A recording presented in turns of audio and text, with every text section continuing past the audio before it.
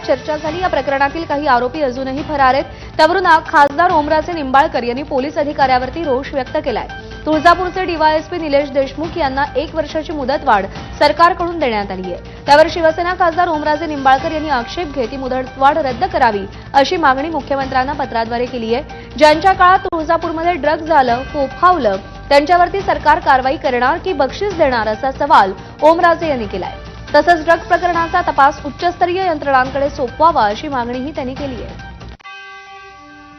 आता हा प्रश्न खरं तर सरकारच्या प्रमुखांना विचारणं गरजेचं आहे, ज्याच्याकडे जबाबदारी। बिलकुल गृहमंत्र्यांना विचार।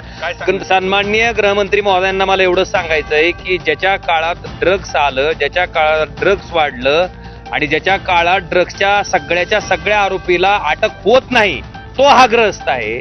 दुसरं, ज्याच्या माध्यमातून 6000पेक्षा जास्त बोगस नोंदी असलेली तक्रार निवडणूक आयोगानं दिल्याच्या नंतर त्याच्यात कारवाई होत नाही, त्याच्यात हा ग्रस्त आहे, त्याच्यात हा डीवायएसपी आहे। मग याला तुम्ही संरक्षण देणार आहेत का ह्याच्यावर काही कारवाई करून जनतेत संदेश देणार आहेत?